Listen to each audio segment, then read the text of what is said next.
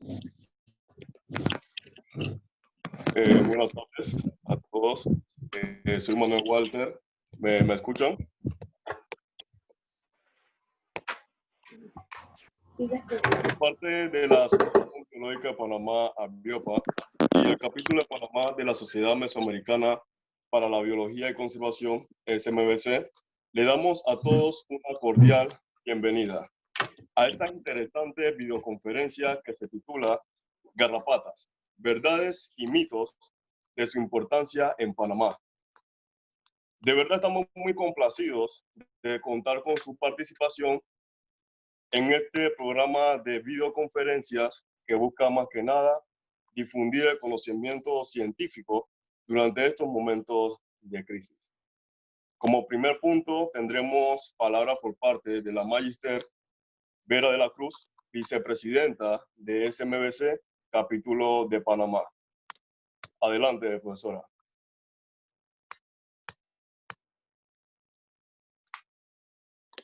Ahorita. Sí, buenas tardes. Bueno, aprovecho para reiterar el planteamiento de Manuel. Agradecemos la participación de todos los presentes. En nombre de la Sociedad Mesoamericana para la Biología y la Conservación, capítulo de Panamá, de su presidente, el profesor Alfredo Lanuza, y mi persona como vicepresidente, estamos agradecidos de contar con su participación, ya que esto ayuda a fortalecer los objetivos que establece la sociedad.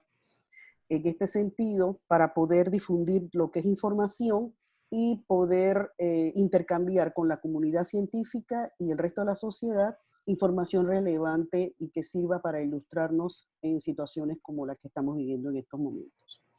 Sin más que decir, muchas gracias y estamos aquí para servirles.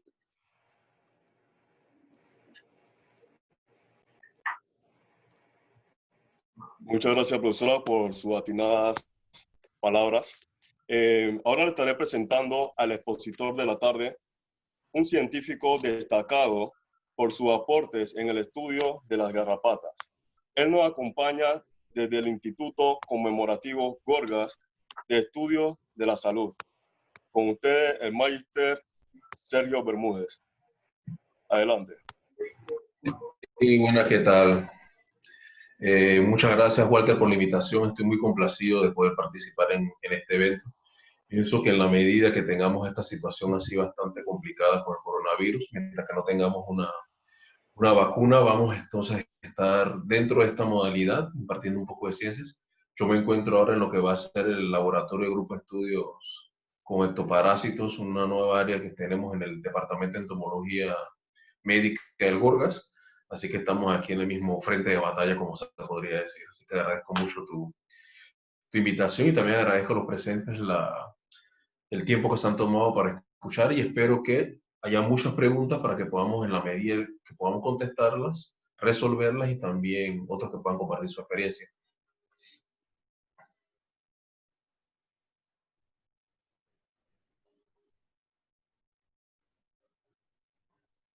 Bueno.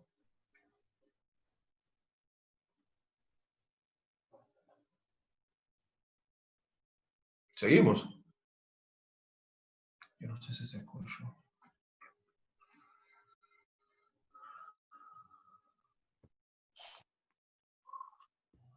Sí, adelante, se le escuchó bien. Ah, perfecto. Sí, tienen la duda. Entonces, ¿inicio ya? Así es, correcto. Ok, vamos a compartir.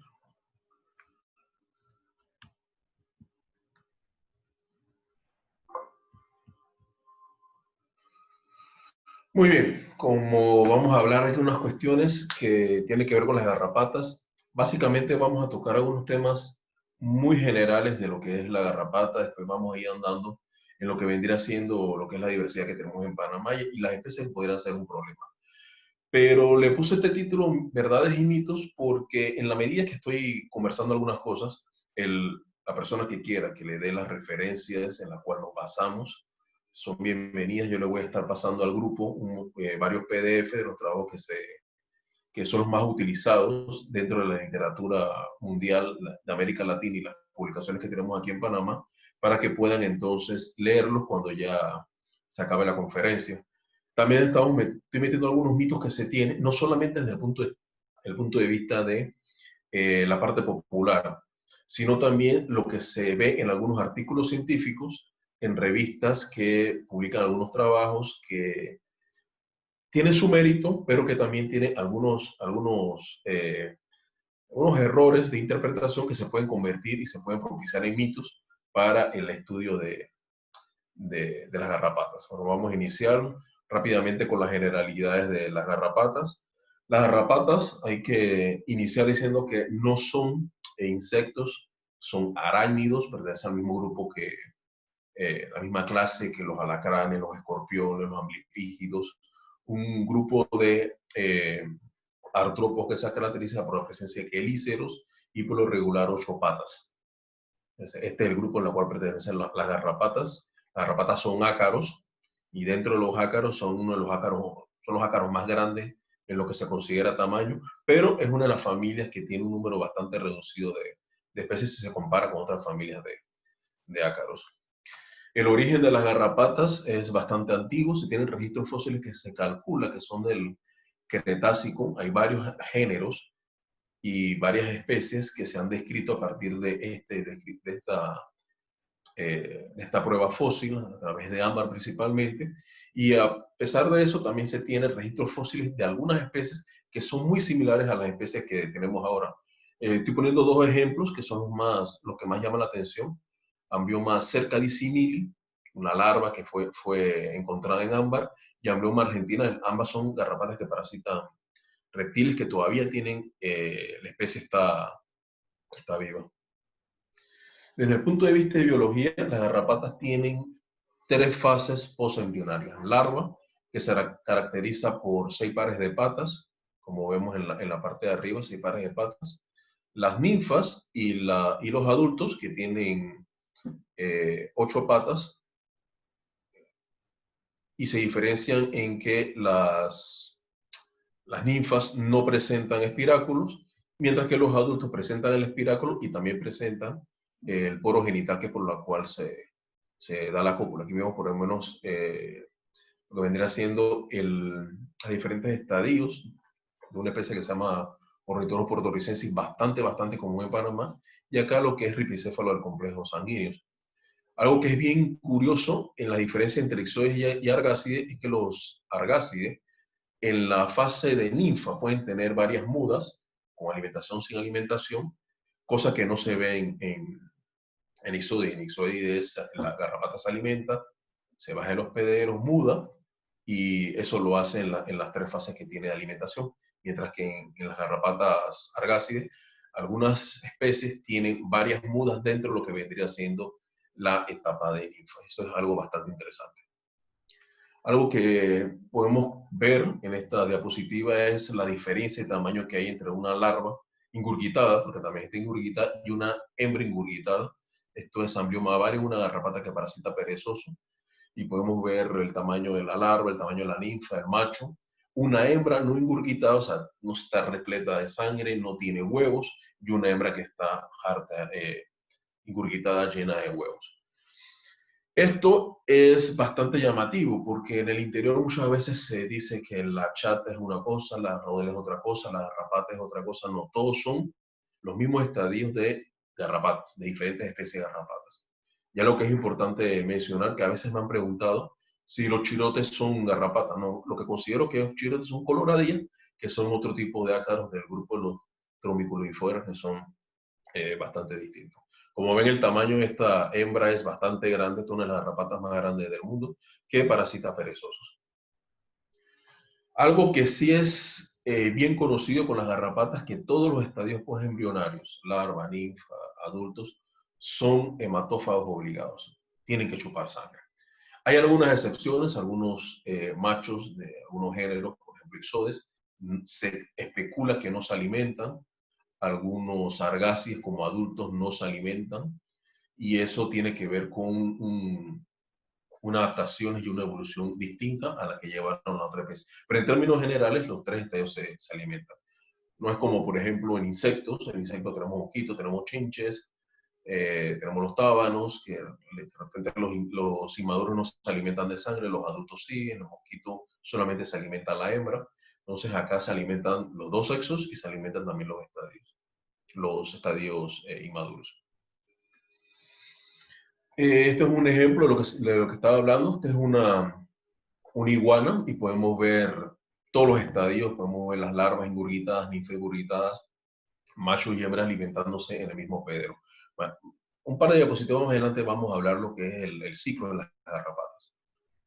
Las garrapatas parasitan todos los vertebrados terrestres. Incluso hay garrapatas que parasitan aves marinas, hay garrapatas que parasitan serpientes marinas, obviamente en una condición semiacuática, no exclusivamente acuática. Un ejemplo de lo que vendría siendo una adaptación muy, muy fuerte a lo que es el parasitismo son estos 5 machos, perdón, de Amblyomma sabanera que están parasitando el caparazón de una tortuga. Las tortugas tienen caparazones vascularizados y las garrapatas se aprovechan de eso. Esto es una adaptación muy, muy, muy cerrada, una relación coevolutiva bastante fuerte. Amblyomma sabanera también se ha encontrado parasitando humanos, parasitando mamíferos, los inmaduros parasitando aves, pero su hospedero principal son las tortugas. Otras garrapatas parasitan tortugas, como estas dos que tengo aquí. La primera, Amblyomma disimilis, si ven las hembras, están parasitando no el caparazón, sino las partes blandas. Dissimili es una de las garrapatas más comunes que encontramos en reptiles y anfibios. Esta es Amblyomma dissimili, y aquí la vemos parasitando una tortuga. Al no ser una garrapata que mantiene una relación muy cercana, casi podríamos hablar de coevolutiva con la tortuga, no puede aprovechar la sangre que circula a través del caparazón de la tortuga, así que se pega a la parte blanda. Lo mismo que este macho de Amblyomma mixtum, que también está parasitando estas partes que están acá en la tortuga. Amblyomma mixtum es un parásito de mamíferos, pero también se ha reportado parasitando otras especies de aves, reptiles. Es un parásito bastante ecléctico. Algo que la gente a veces siempre me pregunta, de vez en cuando, no siempre, si las aves también tienen garrapatas, porque hay muchos reportes que hablan de inmaduros de garrapatas parasitando aves. Sí, eso es algo que se da. Y aquí en Panamá, en el caso muy puntual, eso es algo que podemos ver en tierras bajas. En tierras bajas, los inmaduros en muchas especies de aves parasitan de forma oportunista a las aves. Mientras que en tierras altas de aquí de Panamá tenemos dos especies de ixodes que están adaptadas para parasitar aves. Ixodes auritulus, que reportamos en 2015, e Ixodes bequarki, que también reportamos en 2015. Esta asociación entre estas especies, que son parásitos de aves, no parasitan mamíferos, son garrapatas nidícolas. Eso quiere decir que conviven en el nido con el ave. Solamente lo encontramos en Panamá por encima de 2.000 metros. No lo encontramos en tierras bajas, solamente en esa altura. Esta especie Ixodes bequarki fue descrita a partir de trogón y se ha reportado parasitando quetzales también a lo largo de la cordillera central de Guatemala, Honduras, Panamá, mientras que Ixodes auritulus es una garrapata que está distribuida. Es un complejo de especies que está distribuida a nivel mundial parasitando aves.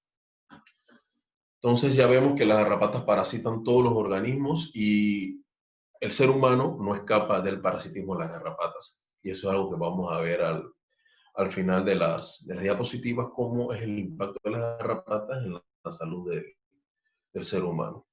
Entonces, eso nos da un primer mito de que muchas personas cuando presento una foto de una garrapata parasitando una iguana o parasitando un sapo, me dicen que ellos pensaban que solamente las garrapatas parasitaban perros, caballos, vacas. Eso es lo que más uno ve porque convive con estos animales. Pero con excepción de primates, monos, simios, seres humanos, lemures, al tener un comportamiento de acicalamiento entre los diferentes miembros de la familia, o de tener la capacidad de quitarse uno mismo, no hay especies de garrapatas asociadas a nosotros. El resto de las especies de animales, de vertebrados terrestres, tienen garrapatas que los parasitan de forma natural. Podemos estar hablando de rinocerontes, estamos hablando de jirafas, elefantes, pangolines, equinas y diferentes especies que tienen su grupo de garrapatas que están asociadas a ellos. Fuera de otras especies que de forma facultativa pueden parasitar otras especies. Algo que también es importante al momento de poder definir cuál es el rol que tienen las garrapatas en los sistemas es el tipo de ciclo de vida que tiene. Aquí por lo menos pongo dos ejemplos de ciclo de vida de un hospedero. Esto significa que, si recuerdan lo que le decían, los estadios proembrionarios son larva, ninfa y adulto. En este caso, la hembra ingurgitada, cuando está llena de huevos, se suelta del hospedero, va al suelo, deposita los huevos en el suelo, y cuando ya ha pasado un tiempo que eclosionan las larvas se suben al hospedero y de ahí se alimentan sin moverse del hospedero hasta que llegan los adultos. Las hembras copulan con los machos, ponen huevo y caen. Los machos pueden copular con diferentes hembras. En Panamá, este ciclo se ve en Dermacentor ornitens, una garrapata nativa que se ha adaptado muy bien a parasitar caballos que son introducidos, y Rhipicephalus bófilos micropus, que es una garrapata que vino con la introducción de bovinos por parte de los colonizadores europeos. Algo que no tenemos en Panamá son las garrapatas de dos hospederos, alguna especie del género Yaloma que no tenemos acá, que no voy a ahondar mucho en este ciclo. Y lo que más tenemos acá son los que conviven con los seres humanos, es Rhipicephalus sanguineus, otra especie que fue introducida con la conquista. Los europeos trajeron perros infectados con esta garrapata de África, con esta garrapata de Europa, del Mediterráneo, y se logró introducir. Le ponemos SL, que significa sensulato, porque es un complejo de especies. En Panamá tenemos una variante tropical filogenéticamente relacionada a Rhipicephalus sanguineus africanos, mientras que en el cono sur o en Estados Unidos tienen Rhipicephalus sanguíneos filogenéticamente asociados a garrapatas de España, Francia y Italia y otras partes de la cuenca del Mediterráneo. Es un complejo de especies, no es una sola especie. Acá en esta imagen lo que podemos ver es lo que es el ciclo de tres hospederos. La hembra ingurgitada pone los huevos en el suelo, las larvas cuando eclosionan van al perro, se alimentan de sangre, se llenan de sangre, salen del hospedero, mudan en la vegetación o mudan principalmente en las paredes, en el caso de esta especie. Una vez que ya terminan de mudar, que están las ninfas que han emergido, vuelven al perro, se alimentan del perro, se ingurgitan, se sueltan, vuelven de nuevo a las paredes, a los sillones, a la ropa, muda, salen los adultos y los adultos vuelven a alimentarse entonces del perro.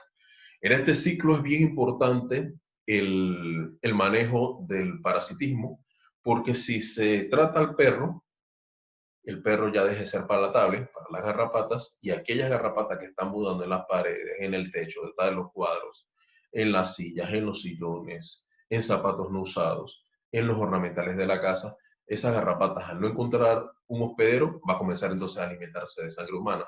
Y eso es importante para la transmisión de ciertos patógenos. Este es un ciclo de tres hospederos. La garrapata por cada muda, por cada alimentación, muda fuera el animal, a diferencia del anterior que todas las mudas se hacen sobre el animal.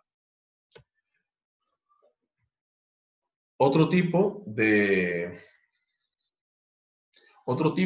ciclo de tres hospederos, que también es trioxeno, es el que se encuentra en las garrapatas del género Ambrioma, Dermacentor, Maphysariae y el género Ixodes. En este caso, la hembra ingurgitada está en el suelo, igual, pone los huevos, eclosionan las larvas, y las larvas se alimentan de pequeños animales, principalmente pequeños mamíferos, en algunos casos pueden ser pequeños reptiles. Cuando se ingurgitan y van a mudar, entonces escogen un segundo hospedero que puede ser un pequeño animal o otra especie de animal. Si de repente como larva se alimentó de una lagartija, después como ninfa se puede alimentar de un roedor, como larva se alimentó de un ratón, se puede alimentar después como ninfa de una zarigüeya. El asunto es que después viene el hospedero definitivo, que es el tercer hospedero, y puede ser o un mamífero grande, depende de la especie, o un mamífero pequeño, puede ser un ave, puede ser un reptil, pueden ser diferentes especies. La diferencia entre esto y lo anterior es que el ciclo se da con diferentes especies, 3 especies pueden estar involucradas, mientras que en el caso de ripicéfalos sanguíneos, todo estaba concentrado en alimentarse del perro. Entonces, algo que podríamos ver es un mito, si hablamos de lo que vendrán siendo los ciclos de las garrapatas. En Panamá las garrapatas son activas todo el año. Ciertamente uno puede tener la sensación de que hay más garrapatas en la época seca, porque en la época seca es donde más actividades al aire libre se hacen. Pero para los que trabajamos garrapatas hemos podido encontrar agregados, 3.000, 4.000, 20.000 garrapatas en plena época lluviosa. Y eso es algo que tiene que ver con que al ser un país tropical, los ciclos se dan de una manera continua y puede haber un desfase entre cómo se comporta la población y cómo se comportan algunos individuos. Pero tenemos actividad de garrapatas todo el año. Otro punto que es bastante importante es dónde viven las garrapatas. Un grupo de garrapatas se le llama endofílicas porque viven dentro de la casa. Esas garrapatas conviven con las personas. No necesitan estar en un patio, no necesitan estar en un potrero. Esas garrapatas están adaptadas para vivir dentro de la casa. En eso podemos ver varias especies del género Ornithodoros que se pueden encontrar en los requicios de las paredes, se pueden encontrar en muebles, se puede encontrar en diferentes partes dentro de la casa. A estas garrapatas no le interesa la temperatura es la que se regula dentro de la casa, no están en la intemperie y están, después que se alimentan, están viviendo en este tipo de condición. Algo que se me olvidó decir anteriormente es que las garrapatas argácides tienen un ciclo de alimentación distinto a lo que tiene el ciclo de alimentación de los ixodies. Los ixodies, y uno está acostumbrado a ver que una garrapata se pega por varios días para chupar sangre. En el caso de las argácides, los argácides solamente se alimentan por breves minutos. La larva es la única que se alimenta por 1 o 2 días, cosa que una larva de ixodie se puede estar alimentando por 3 o 4 días. Acá el tiempo es menor y los adultos se alimentan por 20, 25 minutos, la ninfa más o menos máximo 1 hora es lo que hemos visto, por lo menos con las especies que hemos manejado acá en el laboratorio. Entonces, estas garrapatas, una vez que se alimentan, se pueden alimentar a lo largo de toda su vida. En el caso del ixodie, solamente se alimentan 3 veces, una como larva, una como ninfa y una como adulto.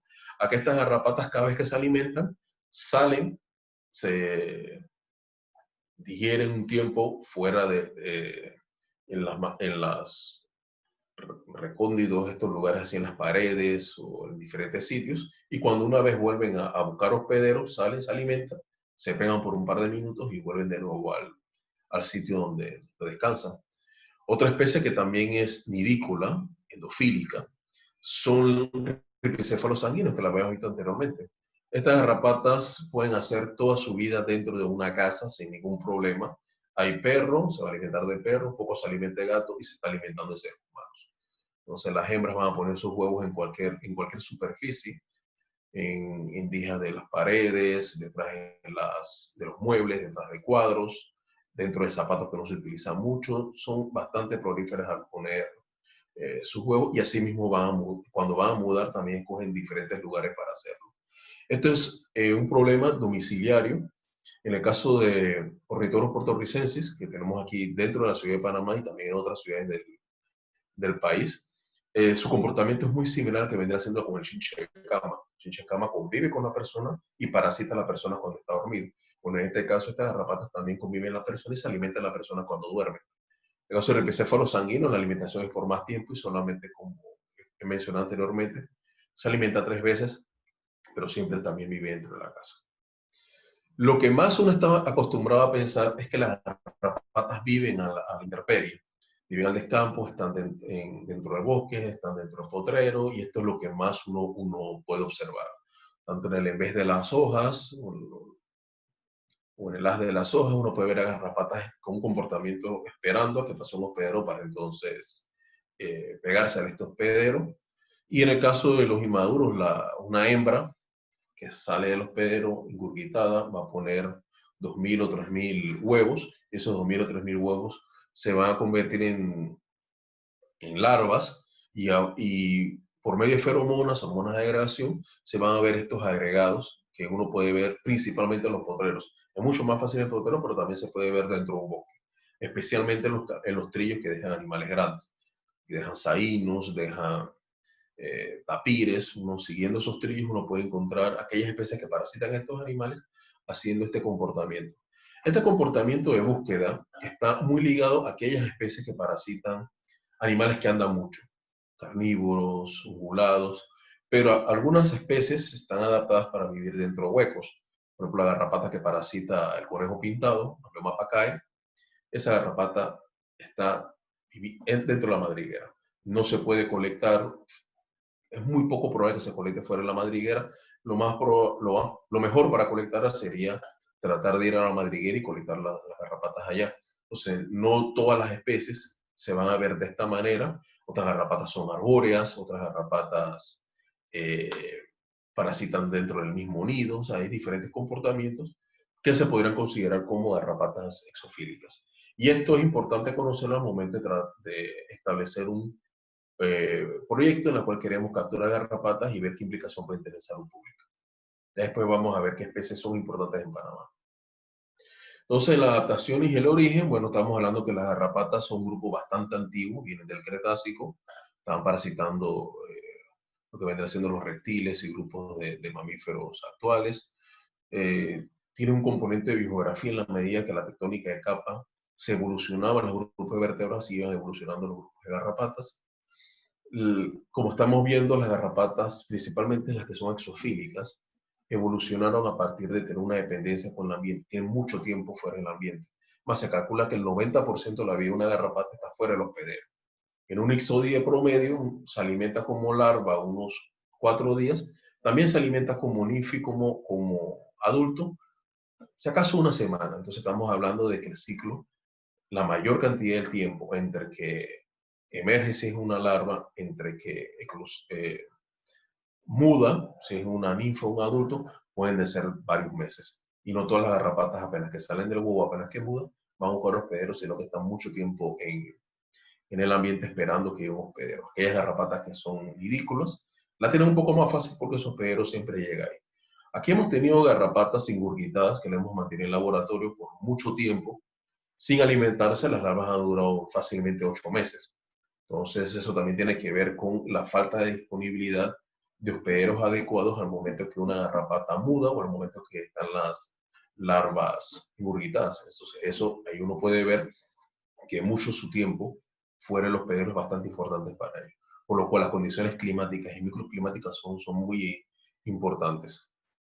Entonces, podemos ver lo que más uno asocia son garrapatas en áreas boscosas, pero también hay otros tipos de ambientes en la cual hay garrapatas. Algo que hemos encontrado recientemente en Panamá son garrapatas del complejo Ornitodorus capensis, que parasitan aves marinas, y esas garrapatas viven en islotes donde están las aves marinas que anidan en esos lugares, muy asociado al guano.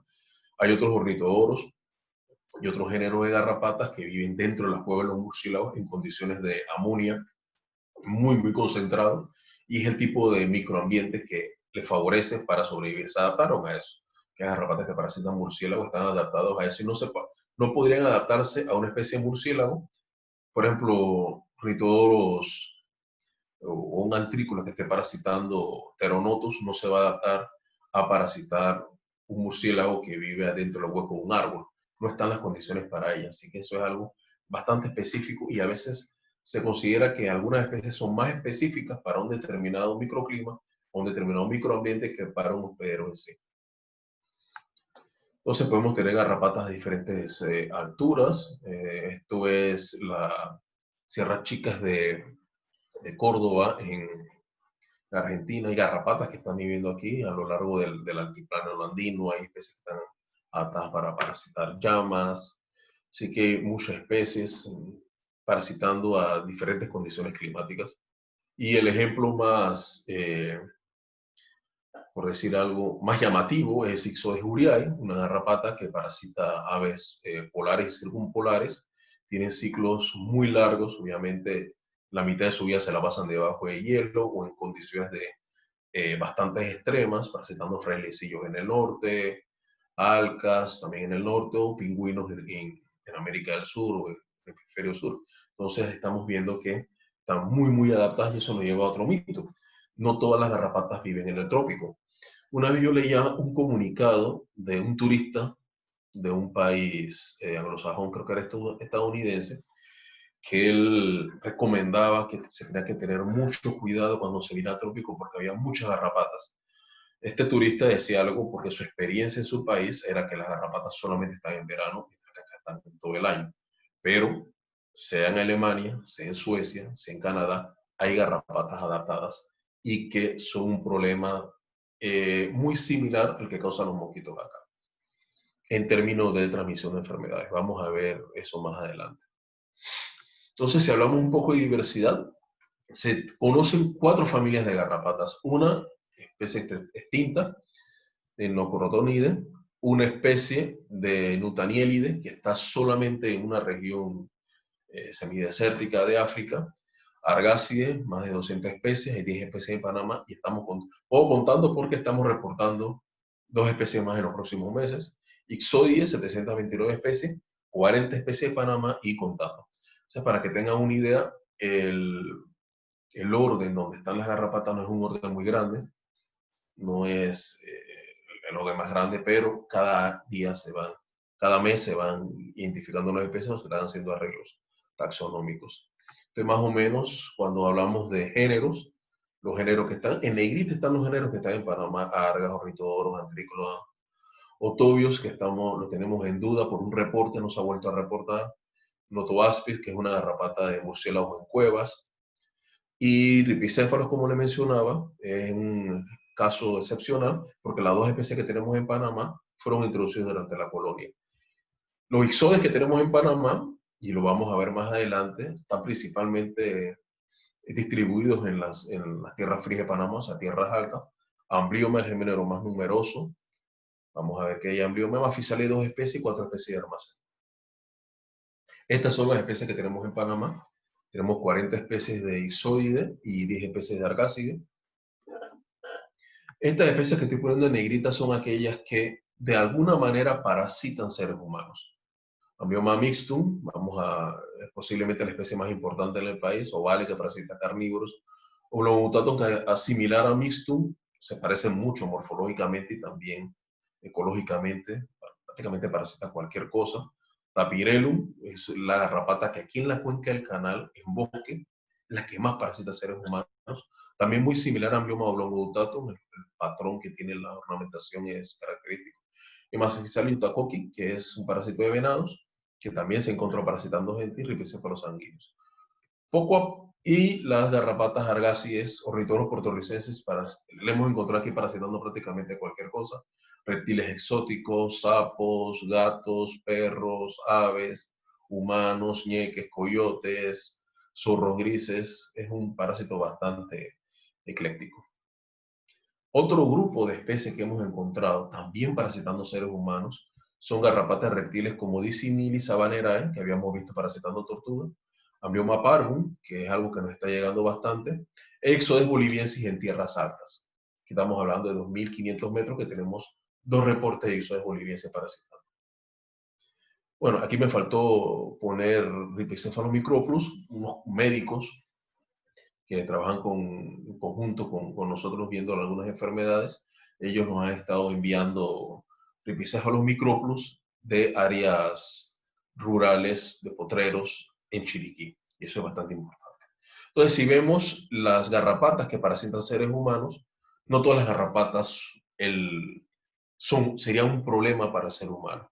Esto lo podríamos filtrar más y vamos a ver qué tanto lo filtramos más adelante con qué importancia realmente tienen estas especies en el país. Pero como ven, la mayoría de las especies no tienen contacto con humanos. Capensis, parasitaves marinas, a menos que uno esté en un peñón, es posible que tenga algún contacto con ellas.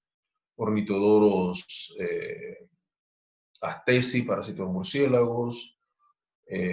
Becuarque, parásito de quetzales a 2.000 metros de altura. Rubidios, también parasitando pequeños carnívoros como musarañas a una altura también bastante alta. O sea, no son garrapatas que van a tener contacto con el ser humano, por lo cual no sería un verdadero problema. Otro mito que también he visto mucho en literatura científica es que los inmaduros de estas especies no se pueden identificar. Ciertamente, uno de los graves problemas que tenemos todos los que trabajamos, ya sea salud pública, ya sea biodiversidad, es que los inmaduros de algunas especies no se pueden relacionar con los adultos. Sigue siendo especie, pero es un poco complicado. Ahora mismo, a pesar de lo que dicen algunos trabajos científicos publicados en revistas con revisión por pares, las principales especies de Panamá se pueden identificar de larva hasta adultos. Otras especies, si no las podemos identificar porque las características no son tan obvias, las podemos resolver a través de biología molecular, y tenemos varios trabajos en la cual identificamos molecularmente las garrapatas. O sea que si ven por ahí que las garrapatas inmaduras no se pueden identificar, eso es otro de los mitos que circula mucho en algunos medios científicos. Sí se pueden identificar, y las principales se pueden identificar ni siquiera con biología molecular, con una simple lupa o estereoscopio se pueden ver. Garrapata y salud pública. Esto que estoy poniendo acá es una foto de un libro de garrapatas y su impacto en la transmisión de enfermedades. Esto es el hipostoma de una garrapata. Pueden ver los dientes y pueden ver el canal por la cual las garrapatas vierten saliva y succionan sangre. Y todo esto es la piel del desafortunado hospedero que tenía. Si bien hay bastante destrucción. Entonces, si estamos pensando que una garrapata va a introducir esto en la piel de un hospedero, en el caso de un ixoide, como es el caso, va a estar por muchos días pegado, algo tiene que haber en esa saliva para evitar que el hospedero reaccione. Si una de las principales una de las principales barreras que tienen todos los microorganismos que quieran ingresar al cuerpo humano es la piel. La piel es muy sensible a diferentes objetos que puedan entrar. Uno se puya, uno siente dolor. Cuando pican los mosquitos, que pican por un lapso muy breve de tiempo, en comparación con una garrapata que son varios días, uno al rato siente la picación, siente que tiene algo ahí. Se le para una mosca, se le para en la frente, uno siente que tiene algo caminando. O sea, la piel es sensible, tanto desde el punto de vista más básico, como el contacto, como también cuando es punzada, perforada, penetrada. Y en el caso de las garrapatas, alimentarse de sangre tiene que tener todo un cóctel de sustancias como lípidos, péptidos, enzimas, para poder inhibir tanto la coagulación. Las garrapatas necesitan que en este espacio que está aquí, que se le llama el cono de alimentación, se forme un charco de sangre y ellas puedan entonces alimentarse. Pero también tienen que, obviamente, hacer lo posible para que su hospedero mantenga no solamente el flujo de sangre, sino que no sea capaz de detectarla para que no se la pueda quitar. Entonces, la meta de todo este cóctel de proteínas, de péptidos, es inhibir la respuesta del hospedero. Mientras más cercana es la garrapata a su hospedero, más por un proceso de selección natural, coevoluciona con este hospedero y puede tener una mejor ingesta sin que el hospedero se dé cuenta que esté ahí. En condiciones naturales, las garrapatas no son un problema muy serio para sus hospederos. El asunto es cuando ya hay un poco de desequilibrio, cuando bajan las poblaciones de vertebrados o cuando las garrapatas se alimentan de hospederos que están fuera de su lista. Podemos pensar en una tortuga. Una tortuga no tiene la capacidad de rascarse y posiblemente tenga, nunca leí un estudio que hable de cómo está repartido el sistema nervioso en las escamas en caparazón de una tortuga, pero podemos pensar de que una garrapata que se alimenta a través del caparazón no tiene tanta necesidad de inhibir la irritabilidad que puede causar su picada. Pero es esa misma garrapata que no evolucionó ningún tipo de compuesto para evitar ser detectada, parasita a un mamífero, parasita a un ser humano, la picada consecuentemente va a ser mayor y el daño también puede ser mayor. Decimos que penetrar el caparazón de una tortuga es un proceso en el cual evolucionaron, y penetrar la piel de un mamífero o de un ave es algo que les cuesta menos, así que el impacto puede ser mayor. Entonces, eso es algo que es bastante importante cuando uno considera que las garrapatas no solamente son un problema desde el punto de vista de la transmisión de patógenos, solamente la picadura de las garrapatas puede traer problemas. En algunas condiciones en las cuales hay animales en hacinamientos, hay limitantes en el número de hospederos que puede haber, y hay mucho parasitismo, puede haber una anemia consecuente con el parasitismo. Obviamente va a haber mayor irritación.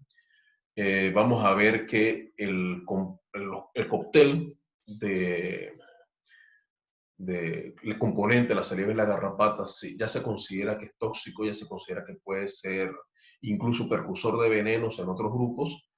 En las hembras de garrapatas, consideremos que una hembra ingurgitada, como la que estábamos viendo, el tamaño puede ser una moneda de 25 centavos, una moneda de 5 centavos, es bastante grande. Bueno, esas garrapatas para llegar a ese tamaño necesitan estar bien pegadas y que los hospedero no se la quiten.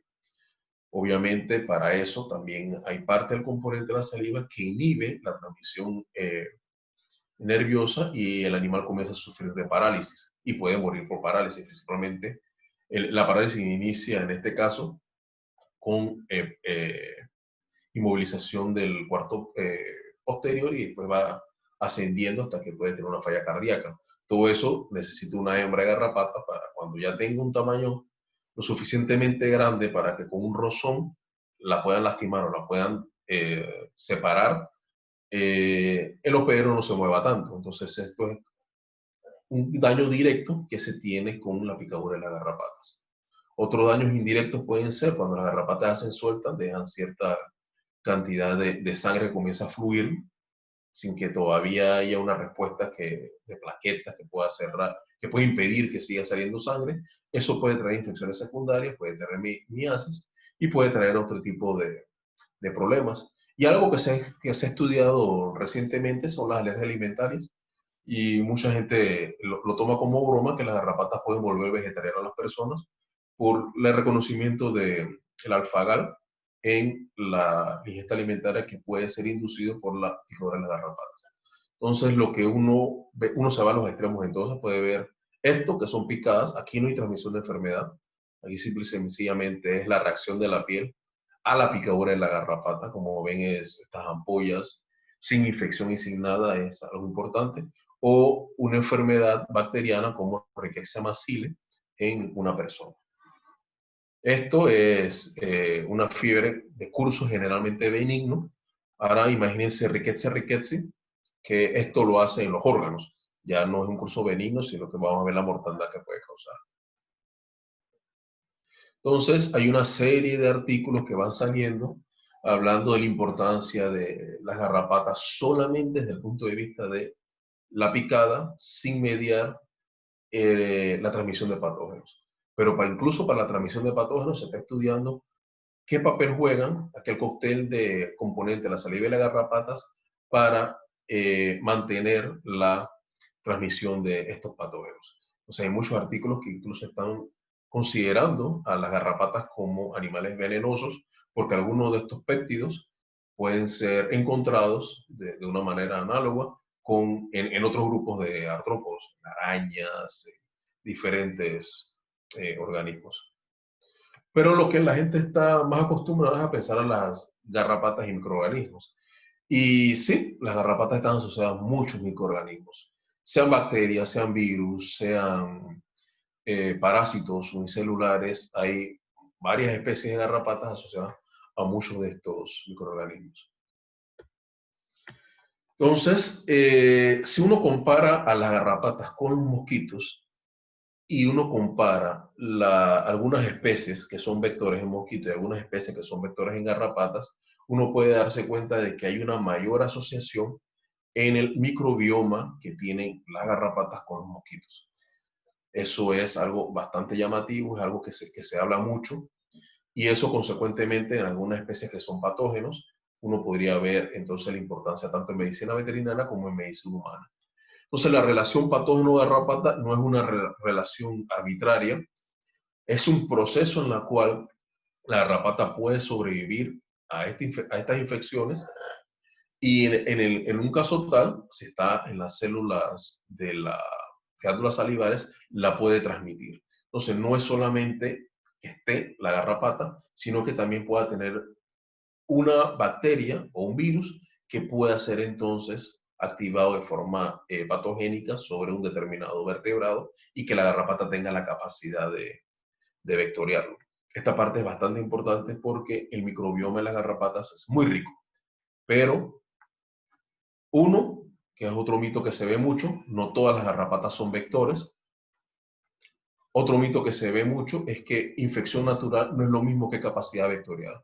La mayoría de los estudios que se hacen en salud pública relacionados con garrapatas se hace a través de pruebas moleculares.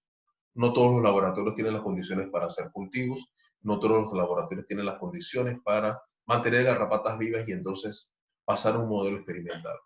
Entonces, ¿qué es lo que se hace? Se va al campo, se colectan las garrapatas, ya sea en una cueva, en una madriguera, encima de una vaca, encima de un coyote, se colectan las garrapatas en un potrero, se va a la casa, se colectan las garrapatas y lo que queremos saber es qué puede tener. Se hace un PCR con marcadores específicos, amplifica, lo secuenciamos y tenemos entonces un patógeno o una bacteria, un virus, un parásito. Esto es la primera parte de la operación. Ya después es donde uno tiene que ver si realmente lo que tenemos es una relación natural o simple y sencillamente que la garrapata en un determinado momento se alimentó de sangre.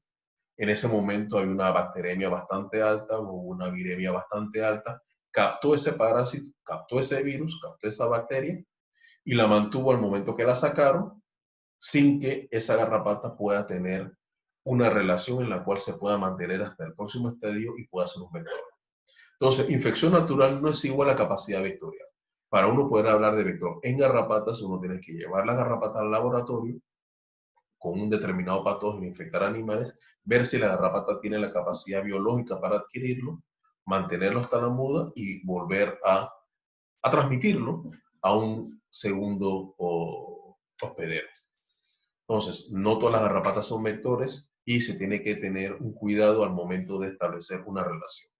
Esto parece sencillo, pero en mucha literatura científica, publicada en revistas que tienen cierta fama, uno puede ver de que hay 40 vectores para un patógeno. No, hay 40 garrapatas que han estado infectadas naturalmente con ese patógeno sin que se haya podido hacer una determinada experimentos para poder decir si es o no es un vector. Esa parte es muy importante y muchas personas que no tienen el bagaje y no tienen la base para trabajar garrapatas confunden eso y confunden a las personas que no tienen ese conocimiento. Eso lo podemos ver aquí en Panamá. Riqueza es por mucho el agente infeccioso más importante en América. Posiblemente en número de casos, la borrelia y el grupo Burgdorferi más importante con el mal de Lyme en Estados Unidos, pero si hablamos de mortalidad, los casos no tratados de fiebre manchada por Rickettsia rickettsii son altísimos, 80%. Vamos a ver qué tenemos en Panamá. La Rickettsia rickettsii se ha encontrado en garrapatas en Canadá, en Estados Unidos, casos y garrapatas, México, Costa Rica, Panamá, Colombia, Brasil, Argentina. Y en otros países se ha encontrado fiebres manchadas, rickettsias, serológicamente sin que podamos decir que sea Rickettsia rickettsii. ¿Qué quiero decir con esto? Rickettsia tiene más de 20 especies, en las cuales solamente no todas son patogénicas. Otras son endosimbiontes, eso lo vamos a ver más adelante también. Pero en el caso de Rickettsia rickettsii, que es el agente infeccioso más importante del continente y más importante del género, posiblemente compitiendo con Rickettsia prowazekii, que causa tifus antemático y que transmitió por piojos, tiene una gran cantidad de información en la cual muchas especies se pueden asociar a ella. ¿Quiénes son vectores? Estábamos hablando de las especies de garrapatas que tenemos en Panamá. Estas son las especies. En estas especies que están en negrita, son aquellas garrapatas que le hemos hecho biología molecular. Hemos intentado buscar bacterias de diferentes grupos para ver si podemos encontrar algo que sea interesante. De todo este lote, que involucra biomoleculario, un parásito armadillos, calcarato, un parásito de tamandúa, de hormigueros, Microplus en las vacas, Portoricensis, Niten en los caballos. De todas estas especies, solamente en estas 3 hemos encontrado ADN de Rickettsia rickettsii. Estamos viendo que en algunas garrapatas no hemos hecho pruebas porque hacer una prueba molecular es costoso y hay garrapatas que no parasitan seres humanos. Entonces, tenemos muy pocas muestras para analizar, pero por lo menos estas que están más en contacto con las personas, que están dentro del área donde más vive la gente, son las que le hemos dado más interés. De estas 3 especies, tenemos Ambioma mixtum, que hemos visto que es una garrapata que le mencionaba que parasita varias cosas. Ripicéfalos sanguíneos, la garrapata de perro que trajeron los colonizadores. Y Hermacentornitens, que les mencionaba una garrapata de un hospedero que parasita caballos. De estas 3 especies, solamente consideramos como potenciales vectores Ambioma mixtum y Ripicéfalos sanguíneos. ¿Por qué lo tenemos como potenciales vectores? Porque el reporte para Panamá de Ripicéfalos sanguíneos lo hicimos a raíz de un caso fatal que hubo en Ciudad de Panamá, la fiebre manchada que se reportó en 2017 en Don Bosco. Ahí encontramos, donde falleció lamentablemente la persona, encontramos ripicéfalos sanguíneos en cantidades industriales y encontramos ripicéfalos sanguíneos infectados con Rickettsia rickettsii. Aún así, a pesar de ese ligue que está muy asociado a la casa donde murió la persona por esa enfermedad, al no tener una prueba experimental, todavía no podemos quitar el potencialízalo como vector. Con Ambioma mixtum pasa lo mismo, tenemos muchas garrapatas Ambioma mixtum infectados, asociados en la cercanía con los casos, y es algo que es bastante importante para nosotros desde el punto de vista de esto que está acá. Ambioma mixtum es una garrapata que parasita principalmente bosques secundarios, parasita potreros, parasita animales en potreros, no le gusta el bosque lluvioso, no le gusta el bosque primario, sino que se encuentra más en la periferia o en el bosque ripario. Si ven la distribución de Ambioma mixtum, está prácticamente en casi toda la cuenca del Pacífico, asociado principalmente a potreros. En la cuenca del canal, posiblemente su principal hospedero sea el poncho, el capibara menor. ¿Por qué decimos que es su principal hospedero? Porque hemos encontrado ponchos grandes y pequeños con infectaciones masivas de larvas, ninfas y adultos de Ambioma mixtum. Hemos encontrado más garrapatas en un poncho de unas 20 libras que en un caballo de 600 o 700 libras, que también es uno de los hospederos preferidos para Ambioma mixtum. Ambioma mixtum lo podemos encontrar en el caballo, tanto como larvas, como ninfas, como adultos, parasitando principalmente el pecho del animal. Pero también lo hemos encontrado en coyotes, en vacas, y parasita mucho los seres humanos. Las garrapatas son de las pocas especies que es agresiva con el ser humano, y uno se mete en un potrero, esto es lo que se va a encontrar, tanto los adultos como los inmaduros. Y ripicéfalos sanguíneos, que les comentaba anteriormente, una garrapata endofílica, vive dentro de la casa, la podemos encontrar en un ambiente altamente urbanizado, con los perros que están ahí, no necesita ambiente, está dentro de la casa, o en casas rurales. Al no tener una necesidad microclimática tan grande como una especie que está al descampo, esta especie tiene una mayor distribución. Si ven, no tenemos casi Ambioma mixtum en la cuenca del Caribe, llueve más. Acá tenemos Ambioma ripicéfalos sanguíneos en diferentes partes. Incluso ya estamos encontrando ripicéfalos sanguíneos en áreas altas como Boquete, cosas que no se encontraba antes. Boquete, al urbanizarse más, cambia el clima y estas garrapatas se pueden adaptar. Entonces, si comparamos lo que tenemos, la gran cantidad de microorganismos asociados a garrapatas, tenemos enfermedades virales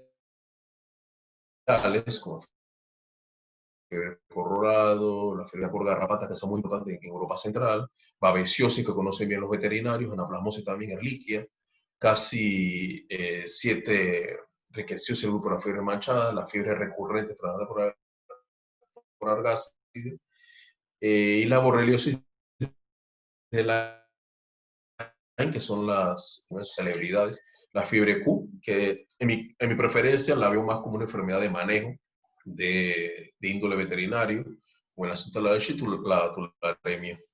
Entonces, esto es para que tengan una idea cuántas enfermedades se pueden asociar a las garrapatas. En la rickettsiosis solamente podemos pensar la fiebre manchada por Rickettsia rickettsii, Rickettsia massilis, que estábamos viendo en la foto, en las piernas que tenían el exantema bastante marcado, pero también podríamos estar pensando en la fiebre botonosa del Mediterráneo, podríamos estar pensando en varias fiebres que son muy relacionadas a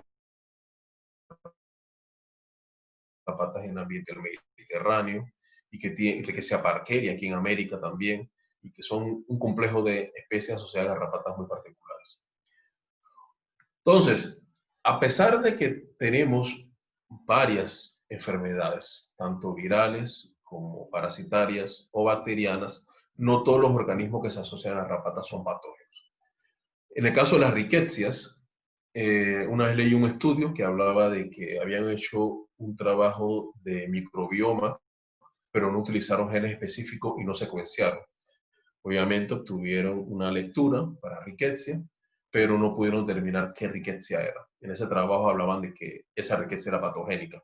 Entonces eso es algo que también se comete mucho en la literatura científica por algunos grupos que no tienen tanta experiencia, en la cual asumen que todas las Rickettsias son patogénicas, que todas las borrelias son patogénicas. No, hay muchos endosimbiontes que están relacionados con partes no patogénicas de las garrapatas. Entonces, dentro del microbioma que puede tener una garrapata, lo que menos tienen son patógenos y lo que más tienen son posiblemente endosimbiontes. Aquí en Panamá tenemos 7 especies de Rickettsia, solamente podemos considerar 2 especies, Rickettsia typhica asociadas a pulgas y Rickettsia rickettsii asociadas a estas 2 especies de garrapatas que les mencionaba. Y las otras no tenemos evidencia que puedan ser patogénicas. Entonces, algo de lo que podemos ver en Panamá, ¿qué no tenemos en materia de salud pública en Panamá? Bueno, tenemos borreliosis asociadas a garrapatas argácide, borrelia de grupos recurrentes, fiebre manchada por Rickettsia rickettsii, no por otras rickettsias, erliquiosis, anaplasmosis, piroplasmosis, y otros problemas que se han reportado de forma muy esporádica, parálisis por picadura de garrapata.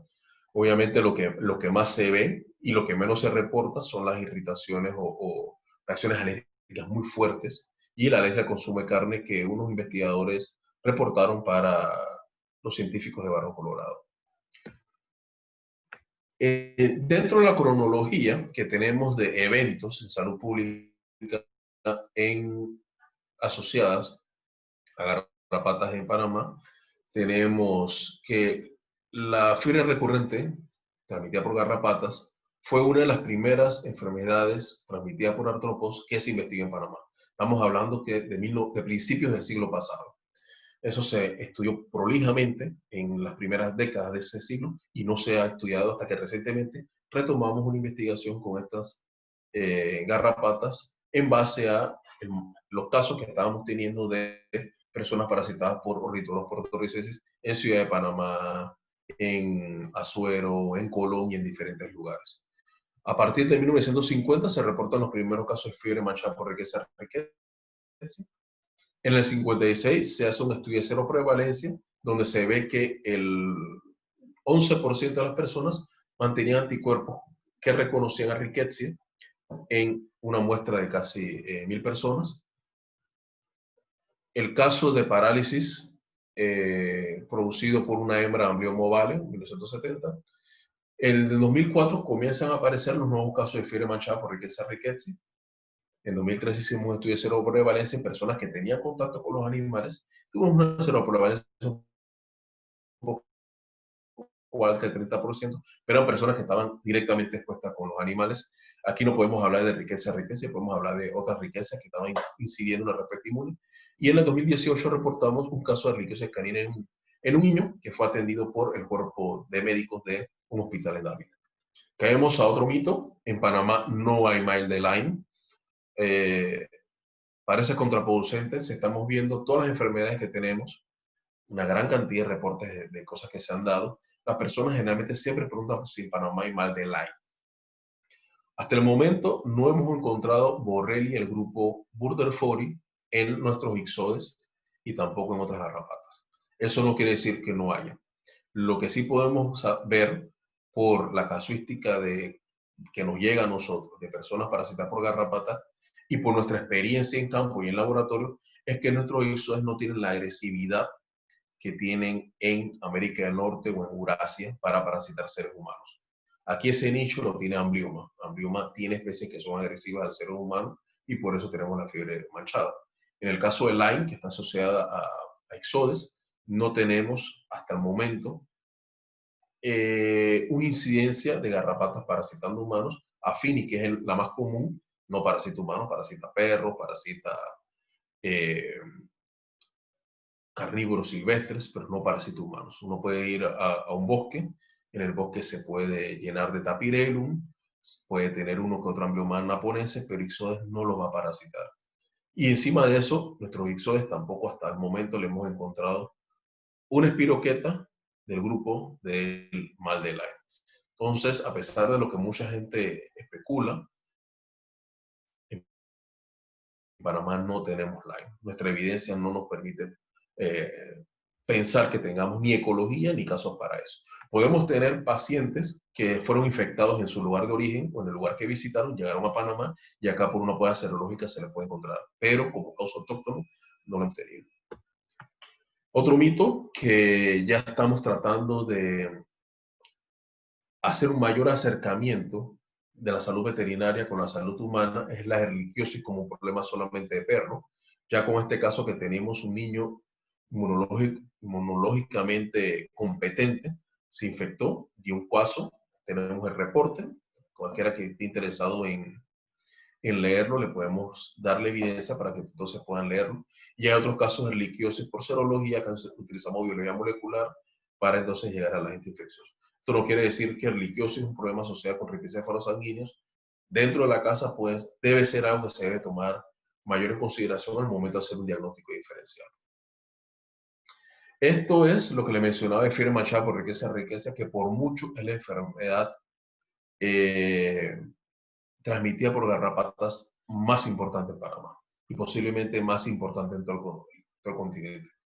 Si bien los primeros casos fueron fatales, los casos de 1950, una vez que los médicos ya sabían que se enfrentaban, ya pudieron darle tratamiento de antibióticos efectivo, en este caso la oxiciclina, ellos creo que usaron cloroquina, para entonces poder mantener a los pacientes vivos.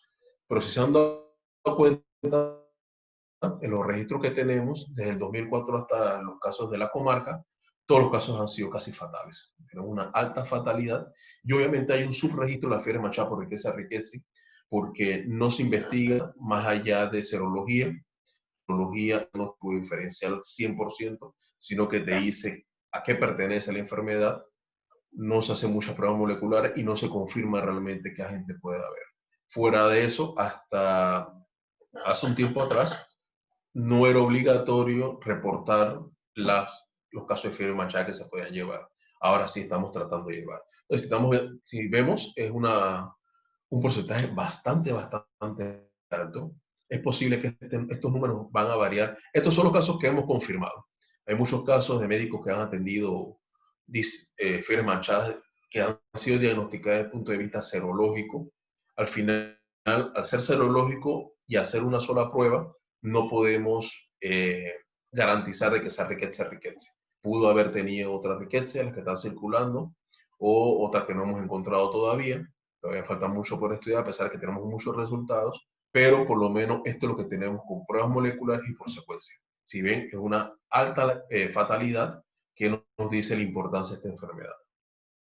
Entonces, esa importancia tiene que tener una connotación de manejo, y ya en la Gaceta Oficial, que salió en abril de este año, ya pudimos confeccionar la guía para abordaje clínico epidemiológico de las riquezas en Panamá.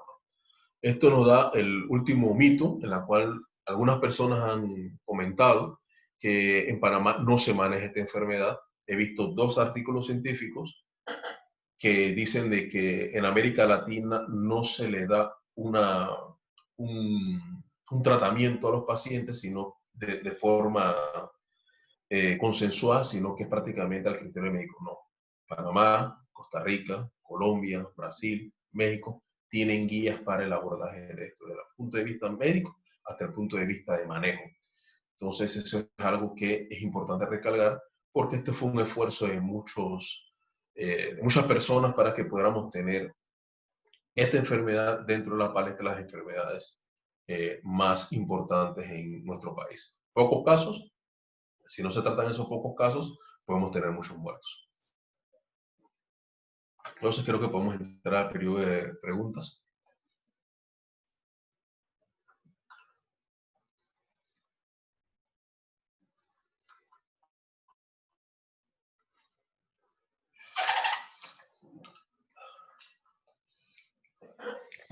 Sí, correcto, señor Sergio. Muchas gracias por tan interesante exposición. Ahora el compañero Jericho Clement estará leyendo en los chats aquellas preguntas que ustedes hagan. Sí. Sí, ¿qué tal? Ante todo, déjeme decirle, fue una buena presentación, profe. Se entendió bastante bien todo y se escuchó bien. Aquí algunos han hecho preguntas respecto a la presentación, a la exposición. También les repito a todos los que estén participando que este es el momento en el que también pueden hacer sus preguntas, pueden ir anotándolas en el chat, o si quieren también pueden abrir sus videos, y si levantan la mano así puedo verlos y puedo llamarlos. Así mismo ustedes pueden entonces compartir algo o pueden hacer su pregunta directamente. Iniciando su audio. Entonces, una de las preguntas que hacía, por ejemplo, Natalia preguntaba, ¿cuánto tiempo puede permanecer una garrapata bajo el agua? ¿Eso varía de acuerdo a las especies? No sabría decirle, sí, creo que varía dentro de las especies. Tenemos algunos datos que podemos interpolar. El problema es que a veces tenemos mucha información de campo, pero no podemos manejar una correcta interpretación porque es una información que no es un experimento que tenemos controlado. Por ejemplo, Ambioma mixtum parasita ponchos, capibaras. Los capibaras son roedores semiacuáticos, pasan mucho tiempo en el agua. Y en algunos individuos hemos encontrado más de 100 garrapatas, larvas, ninfas y adultos, parasitando un animal que estuvo debajo del agua. Entonces no podemos decir qué tiempo puede estar debajo del agua esta garrapata. Sabemos que tienen un tiempo debajo del agua, pero no podemos calcular. Sí han hecho algunos experimentos. Yo mentiría si les digo que los he leído, pero sí sé que hay algunos experimentos con algunas especies que sí han sumergido las garrapatas para ver qué tiempo sobreviven. Pero en el caso de nosotros, no, aquí en Panamá, que conozca, no se ha hecho ningún trabajo de esa índole. Excelente. Otra pregunta sería, ¿dónde puedo encontrar literatura que ustedes hayan publicado de fiebre recurrente en su medio? Les puedo mandar. En 2016, si no recuerdo, con un colega de Estados Unidos publicamos un trabajo, una revisión sobre las fiebres recurrentes en América. Le podría dar ese trabajo porque engloba todas lo que se ha hecho en el continente, y también le podría dar los trabajos que hicieron Darley en 1910, que hizo Dunn en 1930, que son trabajos clásicos en los cuales uno puede ver cómo se manejaba la medicina en esos tiempos. Les puedo mandar esos trabajos si lo piden a través de las cuentas. También está el portal de ResearchGate. ResearchGate es por decirlo, como un Facebook de científicos. Yo tengo una cuenta en ResearchGate, se pueden inscribir en ResearchGate y ahí pueden ver entonces mis publicaciones y las publicaciones de aquellos personas que yo sigo y de aquellas personas que me siguen, que también tienen muchas publicaciones y mucha información. Entonces, de forma puntual, ahí en ResearchGate pueden encontrar muchas de esas publicaciones, pero si quieren le puedo hacer llegar también varios trabajos. Creo que de aquí a una quincena podemos tener nuestro portal de garrapatas en el Goras. Ya tenemos uno, pero lo estamos modernizando y vamos a tener mucha información que quería compartir ahora. Lo único que nos demoramos un poco con esta pandemia los tiempos no son los que uno quiere, pero sí podemos compartir la información sobre fiebre recurrente. Y vamos a tener algunas sorpresas con fiebre recurrente en los próximos meses. Alguna cosa interesante que hemos encontrado. Muy bien. Esto también incluye la guía de abordaje, porque aquí también hace una pregunta sobre eso, si la guía de abordaje se puede adquirir de forma electrónica. Sí, la guía de abordaje se puede adquirir por forma electrónica a partir de la Gaceta Oficial. O sea, la Gaceta Oficial que hace la presidencia y también se la puedo hacer llegar. Muy bien. Egner Victoria, que sigue comentando que es importante que durante el periodo de lluvias, que el diagnóstico clínico diferencial nos permita diferenciar entre fiebre manchada, dengue y otras virosis en la época. ¿Algo sobre eso? Sí, el principal problema que se tiene con la fiebre manchada, si vemos la cronología, es algo que llama mucho la atención. Los primeros 2 casos fueron fatales. Era una enfermedad que no se conocía mucho, creo que Panamá fue como el 3.º o el 4.º país del continente que reportó esta enfermedad. ¿Qué quiere decir eso? No había una forma de manejarla. Ahora, a pesar de que tenemos mucha más información todavía, y a pesar de que tenemos un esfuerzo llevado a cabo por el Ministerio de Salud para que estuviera en Gaceta Oficial, muchos médicos todavía no manejan muy claro esto. El mito sobre el mal de Lyme es basado principalmente en médicos que siempre me preguntan de Lyme. Aquí yo quisiera que me preguntaran de fiebre manchada. La fiebre manchada es del curso febril, hay un montón de enfermedades que se parecen, dengue, se puede confundir con leptospira. Y si uno ve desde el punto de vista de ambiente, donde se han dado los casos, los mismos lugares donde tenemos dengue, tenemos fiebre manchada. Los mismos lugares donde podemos tener leptospira, tenemos fiebre manchada. Los mismos lugares donde podemos incluso tener malaria, que tiene un comportamiento distinto y se puede diferenciar por algunas cosas, pero también tenemos fiebre manchada. Entonces, a lo largo del país hay ecosistemas que mantienen 3 o 4 enfermedades importantes, Zika, chikungunya, que no tienen letalidad, dengue, que tiene una letalidad bastante importante, pero que está dentro del rango donde se distribuyen estas garrapatas y donde hemos tenido casos activos de esto. Entonces, sí, el diagnóstico es diferencial y la suspicacia del médico para buscar ese diagnóstico diferencial es algo que ayuda a salvar vidas. Muy bien. Otra pregunta es, ¿qué función tienen esas especies de riquecias que no son patógenas, pero son endosimbióticas? Ahí sí no tendría una respuesta que dar. Algunos investigadores para algunas especies, no tanto de riqueza, con riqueza hay algunos trabajos, sí sabe que tienen que ver con digestión celular, ayudan. La riqueza se cree que evolucionaron a partir de un proceso muy similar que siguieron las mitocondrias, por eso son intracelulares estrictos, y eso es lo que hace difícil cultivarlas. La riqueza, para poder sobrevivir y reproducirse, necesita una célula eucariota. En eso es muy similar a los virus. Y puede tener algunas funciones que pueden ayudar a las garrapatas en algún proceso de metabolismo celular. Eso es algo que se está investigando. Es parte de esa frontera que se está abriendo para ver qué utilidad, si podemos llamarlo así, pueden tener esas riquezas en las garrapatas. Y lo mismo que es otra frontera que también se está investigando ahora, es los componentes de la saliva y la garrapata. Pero en el caso de la riqueza, en el caso de Borrelia, un buen número de géneros que a veces es complicado mencionar sus nombres, no se sabe a ciencia cierta qué específicamente puede hacer. Muy bien. Aquí otra pregunta hace importancias médicas y ecológicas de garrapatas. ¿Cómo podríamos resumir esta parte? Importancias médicas y ecológicas. Creo que la importancia médica, cuando uno ve el cuadro con eso se nota la importancia médica. Como decía Ender, el diagnóstico diferencial es muy importante, no solamente en la época de lluvia, también en la época lluviosa. Pero si vemos este cuadro, tenemos que una enfermedad causada por una bacteria tiene una muy alta letalidad en el país. Esta es una importancia desde el punto de vista de salud pública de primer orden. Tenemos un agente infeccioso que si no se trata a tiempo, y la ventana de tiempo es bastante corta, puede hacer que los pacientes mueran. Y otro es este cuadro. Este cuadro resume bastante bien la historia nuestra historia con las garrapatas y los problemas que causan salud pública. Me llama la atención los casos de erliquiosis canina en humanos, un solo caso, pero qué tanto ese caso no puede ser también asociado a un subregistro. Un paciente que llega con un antecedente de picadura de garrapata, un médico avesado, que si se ha leído esto sabe que el tratamiento en casos, principalmente en casos pediátricos o en casos geriátricos para la fiebre manchana tiene que ser anterior a la definición de Rickettsia rickettsii, le da una doxiciclina, mata la bacteria y no podemos hacer entonces un estudio para saber qué fue lo que tuvo. Y se puede captar como si fuera una rickettsiosis cuando pudo haber sido una erliquiosis.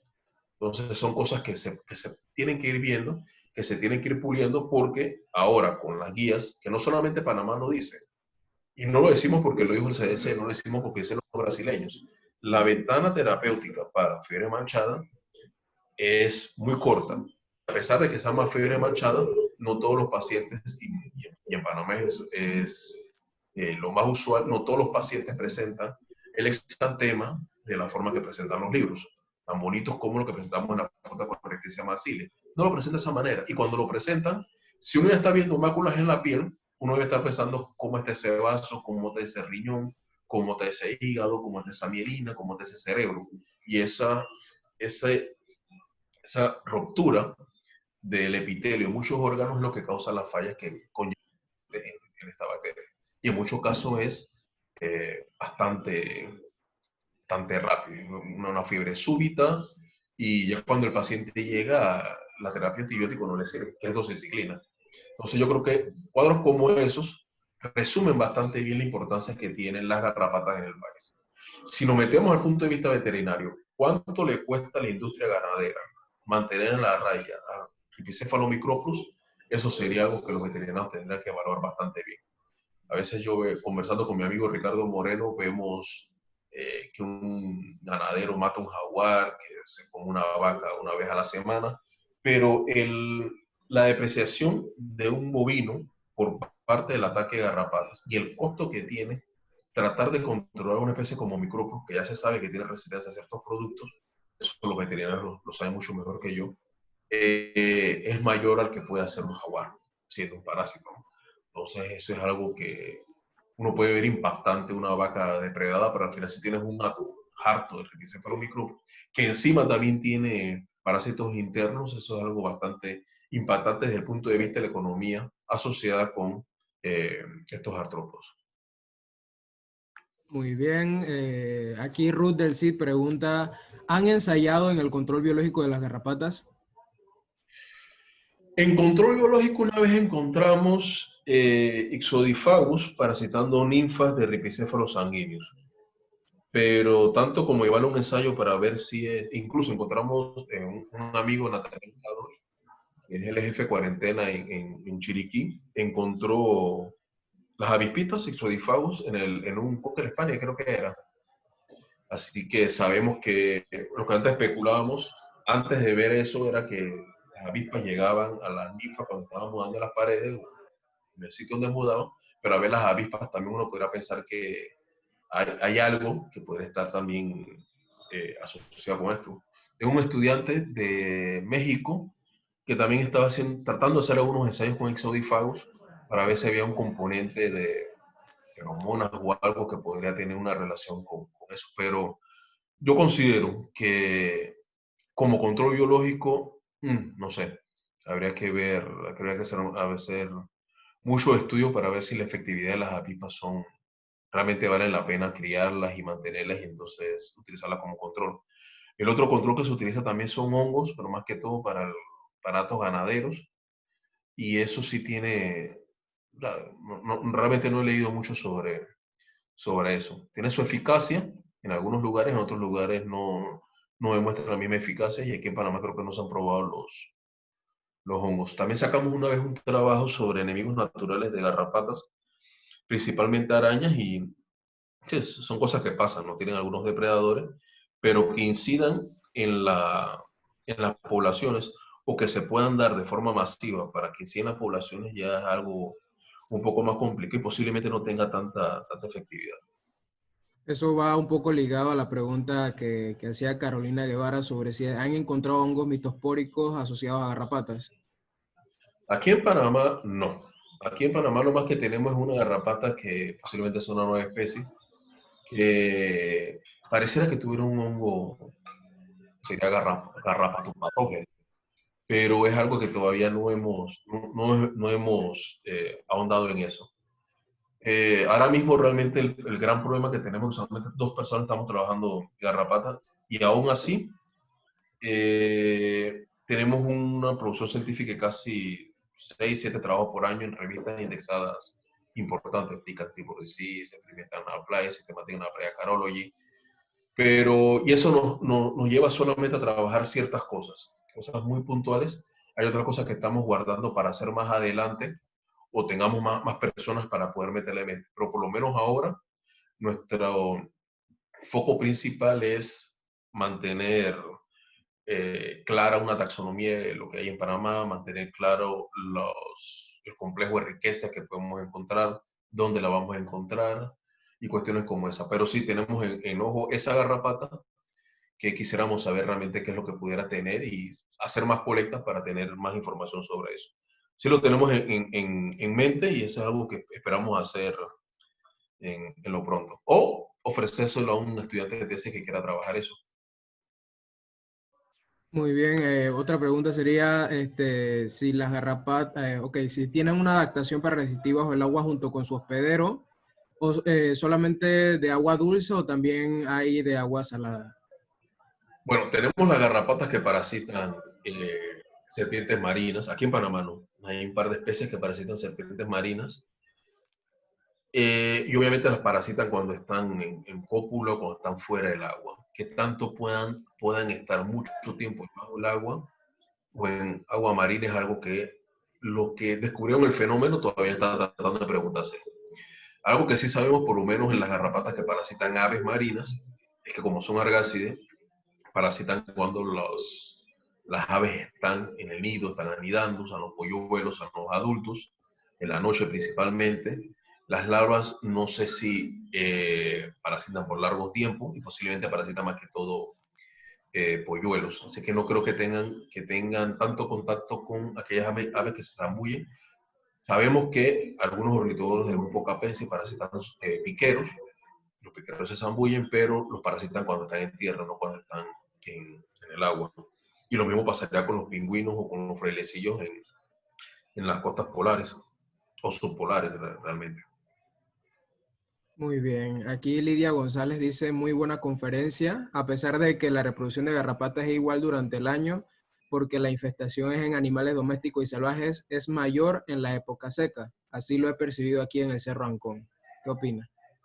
Pienso que más que todo es algo de perspectiva. Por lo menos, nosotros hemos capturado animales silvestres a lo largo de todo el año y la diferencia que hay entre época seca y época lluviosa no es tanta como lo que uno pensaría.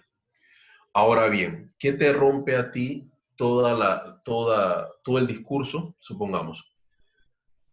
Ciertamente las garrapatas necesitan un ambiente más estable al momento de poner los huevos y que las larvas puedan conseguir sus hospederos sin que se inunde un lugar o situaciones como estas, se encharquen, o que el animal tenga la facilidad de caminar. Obviamente, cuando llueve hay menos animales caminando y las garrapatas pasan más tiempo con hambre.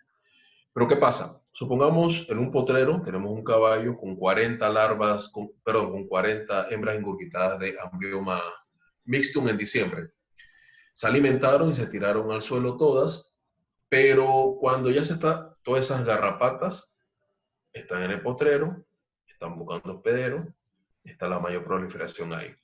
En la medida que van pasando los animales, sea una zarigüeya, sea un ser humano, sea otro caballo, sea lo que sea, esa población de larvas, tenemos 40 larvas, 40 hembras, y eso lo multiplicamos 40 por 3.000 huevos, tenemos una gran cantidad de larvas en el ambiente. No todas se van a alimentar al mismo tiempo.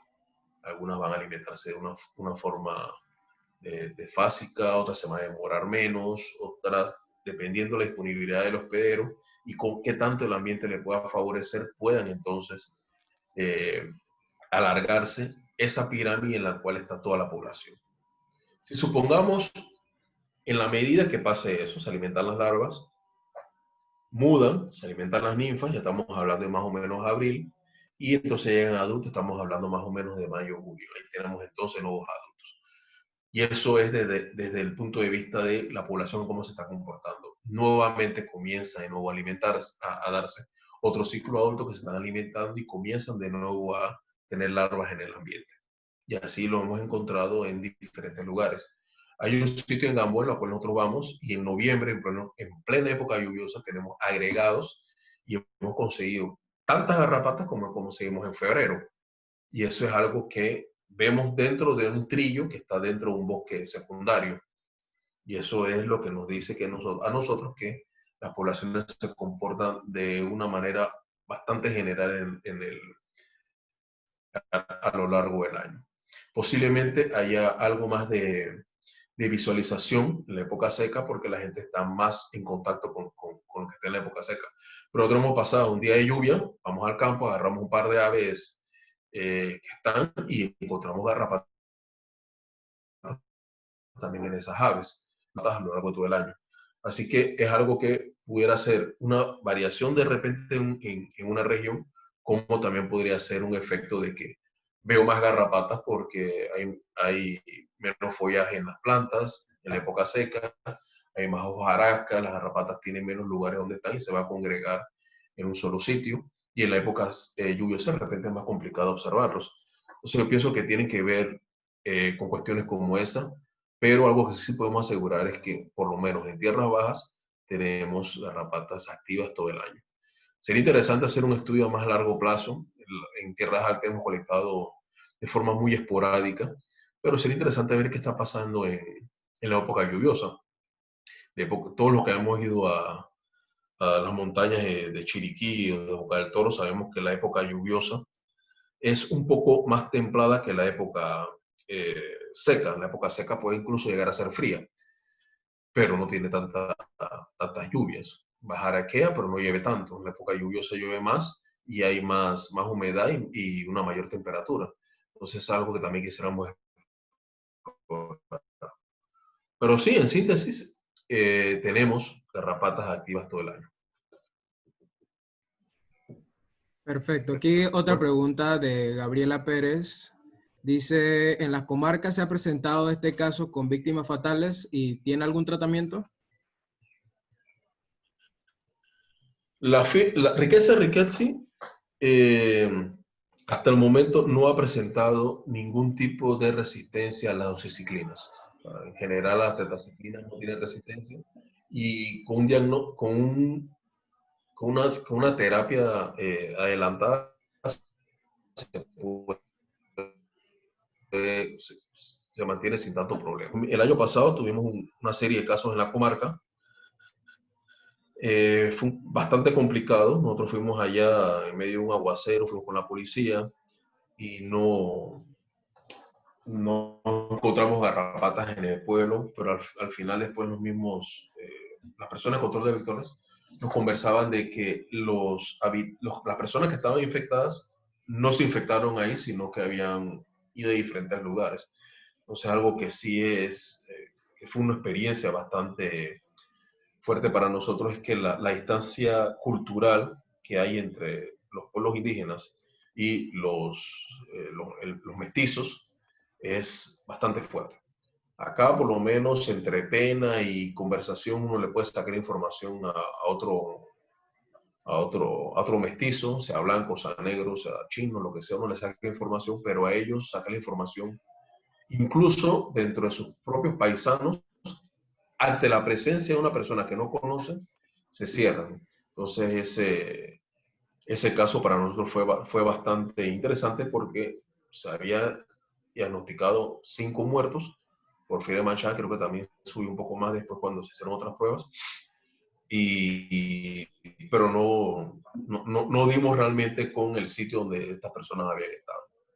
Pero sí, hay tratamiento para eso, la doxiciclina es el tratamiento ideal. En Estados Unidos es algo que utilizan. Habían personas que decían que le ponían amarillo los dientes a los niños. Entonces estaba en broma y en serio decían, ¿quieres un niño con un muerto, con unos bonitos dientes, o quieres un niño vivo con algún problema que cuando le mueven los dientes no va a ser un problema, ¿no?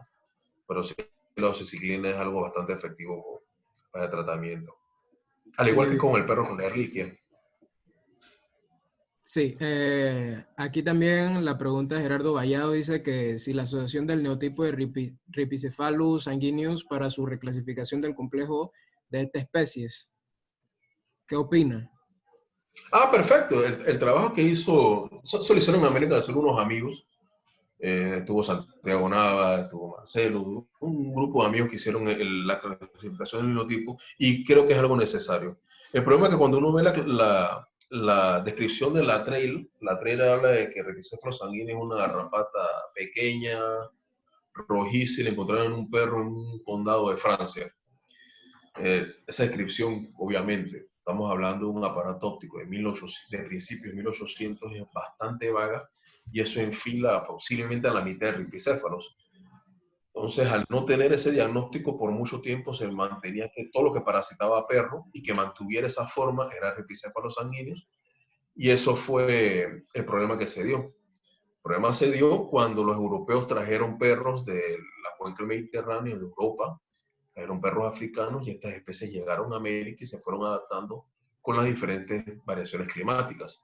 Aquí tenemos una variedad, según el estudio de Jonas Moray Filo, que es muy similar a las que hay en otra parte de América tropical, que son relacionadas a ripicéfalos sanguíneos de África. Y esos ripicéfalos sanguíneos no tienen la competencia vectorial para Ehrlichia canis, bueno, tienen una competencia vectorial para Ehrlichia canis que no la tienen aquellas generaciones que vinieron de la cuenca del Mediterráneo, de donde hicieron el neotipo.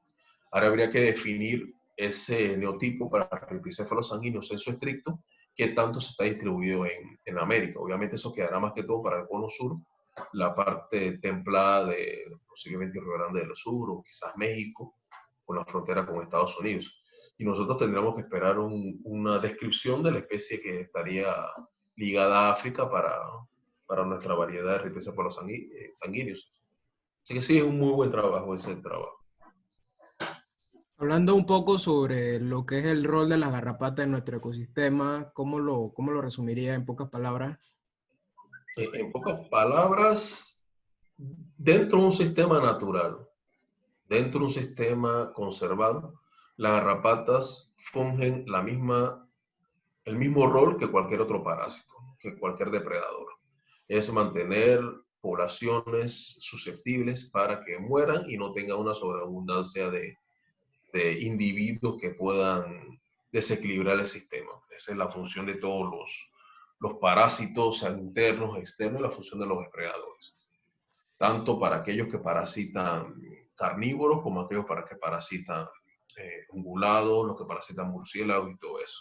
O sea que eso lo podríamos ver desde el punto de vista de historia natural, desde el punto de vista de biología, como una comunidad. Ya cuando sacamos de la ecuación el equilibrio y cuando lo que tenemos es especies domésticas en condiciones de hacinamiento y en condiciones en las cuales le llevamos la comida a las garrapatas, entonces sí vamos a tener los problemas que estamos teniendo ahora.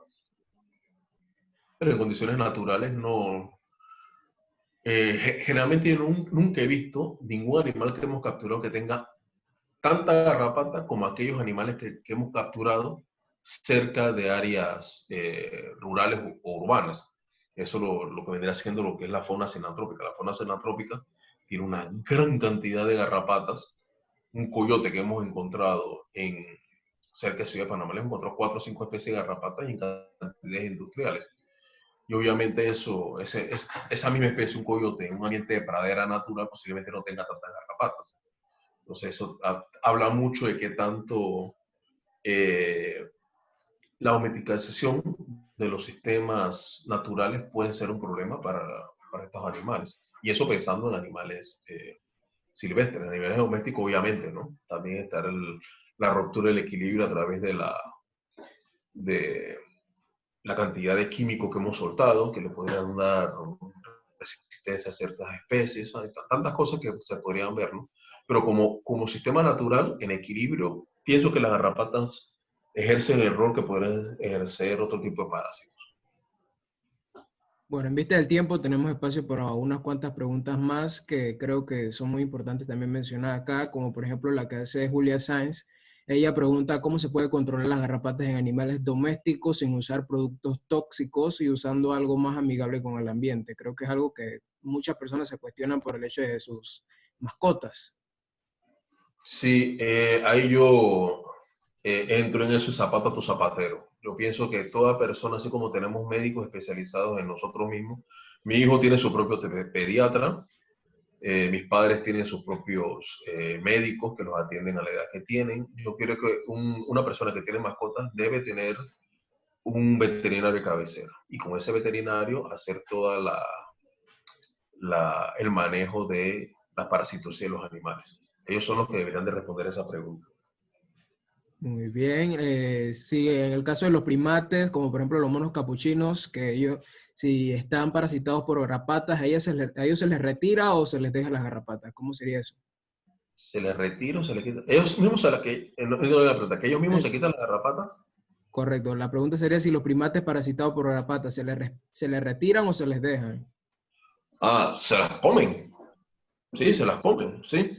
porque ellos se Unos pasan tiempo amigos, parasitando a sus compañeros, eso es lo que menciona. sí, sí, pasan tiempo acicalándose eso. Unos amigos de América del Sur describieron una especie, se me fue el nombre, es un amblioma, que estuvo asociada a un tití en Amazonas.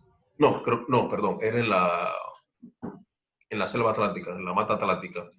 Y esta especie aparentemente sí está relacionada a primates, muy especializada a este tití.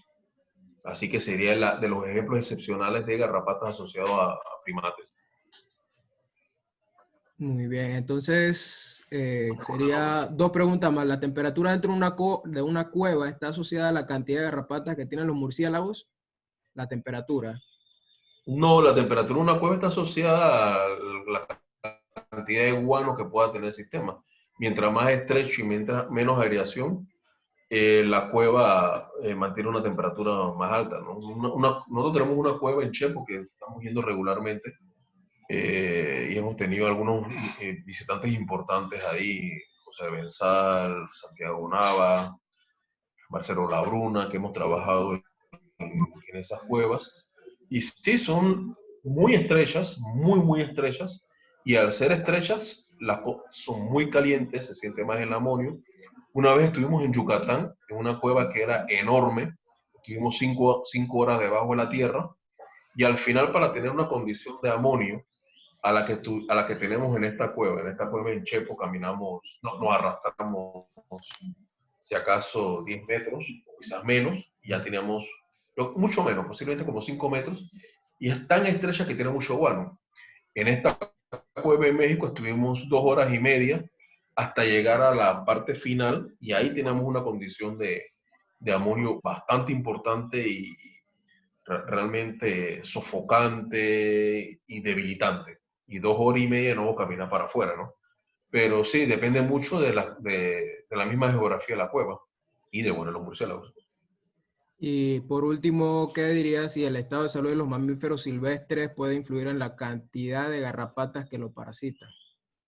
Sí, se ha especulado mucho sobre eso, pero al final no se tiene una, una idea realmente concreta. Se han hecho algunos estudios con aves, principalmente aves que están, o roedores, que están más en etapa de apareamiento, la cual les gasta mucho ese tiempo en aparearse, sabes que pueden estar más, se descuidan un poco y pueden tener algunos parásitos, ¿no? Pero no sé, al final, como les digo, ¿no? En condiciones naturales es difícil evaluar algo porque no se sabe qué otra condición previa puede tener el animal.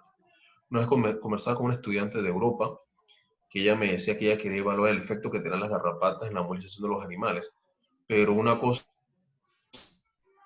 es lo que ella no ve son los parásitos que tiene internos, pueden ser las bacterias que tienen estos mismos animales, las infecciones que pueden estar teniendo. Entonces, a veces hacer una conjetura solamente pensando en garrapatas, nos podía dar una imagen muy errada si no consideramos que también hay otros microorganismos que subsisten con estos animales. Entonces es un poco complicado establecerlo si no se puede experimentar con los animales. Muy bien, ha sido una excelente conferencia y las preguntas también han sido bastante buenas todas. Les recuerdo a todos también de que en el grupo de WhatsApp, precisamente por eso lo hicimos, que si cualquier otra consulta, cualquier otra pregunta o aporte que quieran realizar, luego de esta conferencia pueden hacerlo desde ese medio. Desde ahí también se estarán mostrando más participaciones y pueden seguir viéndolas y compartiéndolas. Manuel Walter. Sí, aquí estoy. Bueno, más que nada se me agotó el tiempo. Pues muchas gracias a todas las personas que asistieron a esta videoconferencia. SMBC y Aviopa estamos muy complacidos de llevarles este tipo de temáticas interesantes como la que nos acaba de brindar el señor Sergio Bermúdez. Nos despedimos informándole que pronto le estaremos publicando otra videoconferencia en la página de SMBC y la página de Aviopa en Instagram. Así que, sin más preámbulo, nos vemos pronto. Saludos. Gracias. Muchas gracias.